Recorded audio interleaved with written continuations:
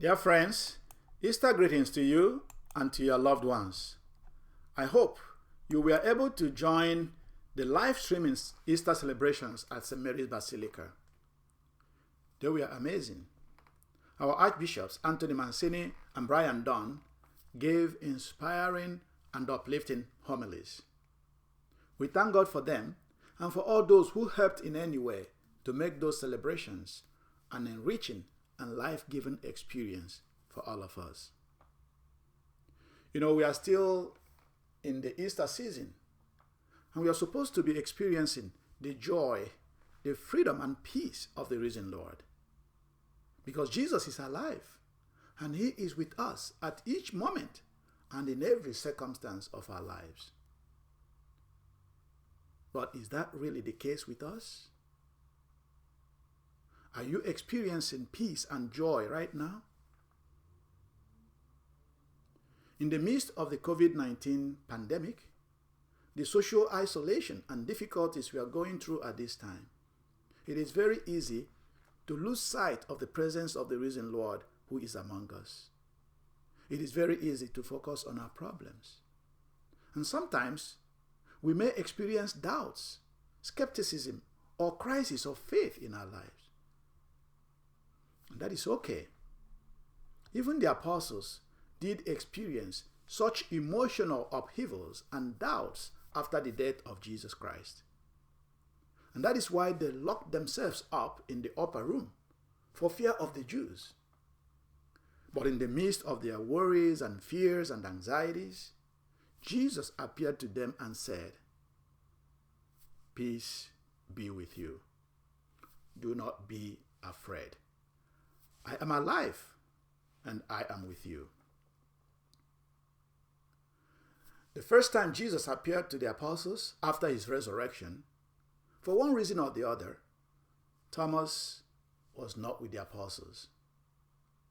And when they told him, "We have seen the risen Lord," Thomas doubted and said, "Unless I see his wounds and touch the scars at his side, I will not believe." And the following Sunday, as we see in this weekend's gospel from John chapter 20, verse 19 to 31, while Thomas was with the apostles in the room, Jesus suddenly appeared in their midst, and he showed them his wounds, and he asked Thomas to put his finger in the scars of his side. On seeing that, Thomas exclaimed, "My Lord and my God." And Jesus said to him, "Thomas, do you now believe because you have seen? Blessed are those who do not see, and yet they believe." Now, one remarkable thing about the risen Christ is the fact that though he had a transformed, exalted, and glorious body, he retained the scars of the passion on his body. He could have miraculously erased those scars after the resurrection, but he chose not to do so. Why? Because, one, his wounds and scars were a concrete sign of his unconditional love, of his mercy and forgiveness for his disciples and for the whole world. Two, the scars and the wounds of Jesus help us to remember that his sufferings and death are joined with his resurrection. And we cannot separate one from the other. And theologians call this fusion the Paschal mystery. And we are all invited to live out this mystery in our own lives. Three, the wounds and the scars of Jesus are also a promise for our healing and victory. As Jesus said, "By my wounds you are healed." You know, each one of us has some wounds and scars in our lives. And Jesus knows the stories behind all our wounds and scars. He knows the ones that are outside and the ones that are inside. He knows our doubts and our struggles. And through his own wounds, through his own scars, he gives us the confidence that healing, victory, and new life is possible. When Jesus appeared to the apostles, the circumstances outside that room where they were locked in did not change. They still had to face the authorities. They still had to risk going out into the streets. The apostles still had to face the crowds that crucified Jesus Christ. They still had to face trials and troubles as we do today. But after they had experienced the risen Lord and received his peace, a change occurred inside that room where they were staying and inside each one of them. Because the experience of the risen Lord gave them a strength and courage which they could not get on their own. And because of that, their fears were gone. They were filled with joy, and they were able to go and bear witness to the risen Lord. Dear friends, as we go through this crisis of COVID-19, which is now hitting us closer here at home, the circumstances out there may seem so gloomy and uncertain. But in the midst of all this, the risen Lord is doing something new. The risen Lord is changing us and is changing the face of the church and the face of the earth.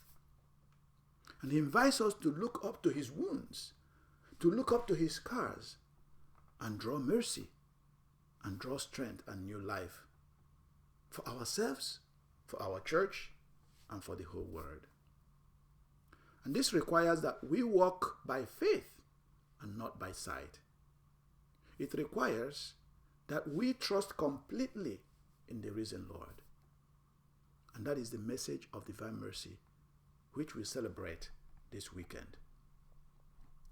On Divine Mercy Sunday, we are reminded that God's mercy is greater than our sin, that God's mercy is greater than evil, than suffering and death.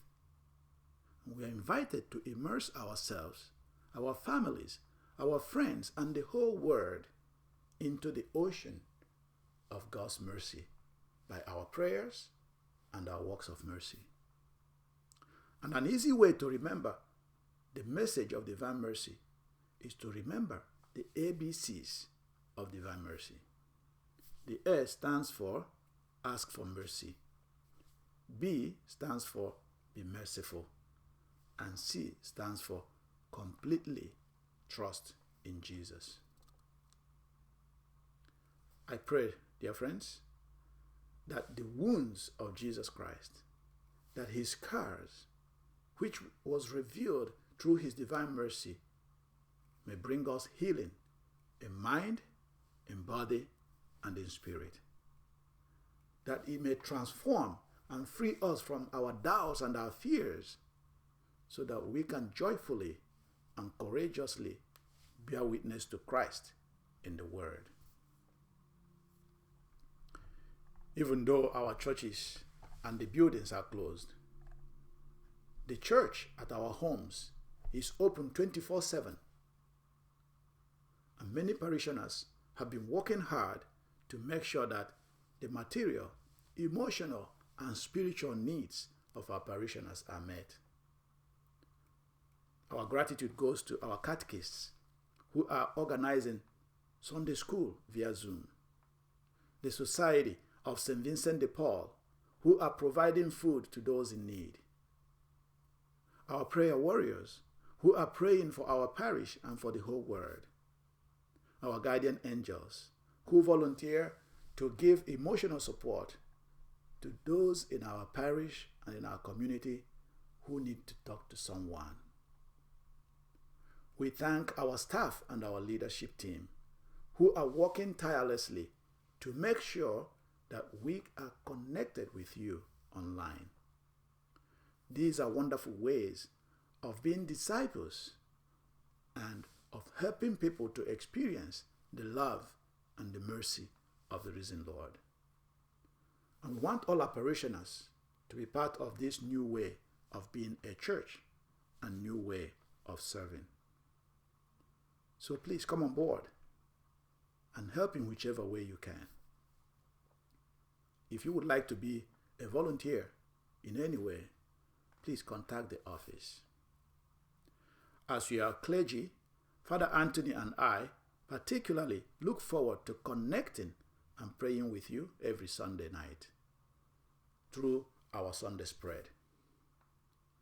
And this week and the coming weeks, Baker and Father Anthony will be offering an online Bible studies. And we will be starting morning prayers online and also featuring daily reflections. We have already sent out survey to all our parishioners to help us know how best we can continue to support you. So please, we request that you fill those forms and return back to us. And we encourage you to participate actively in all the online opportunities we are offering to help build our faith community and our faith family. Recently, a parishioner sent Father Anthony and I a beautiful note saying, "At this difficult time, I know many parishioners may not be able to support the parish financially, but God has blessed me, and I am giving a donation to show my appreciation and to support his mission." And this is wonderful.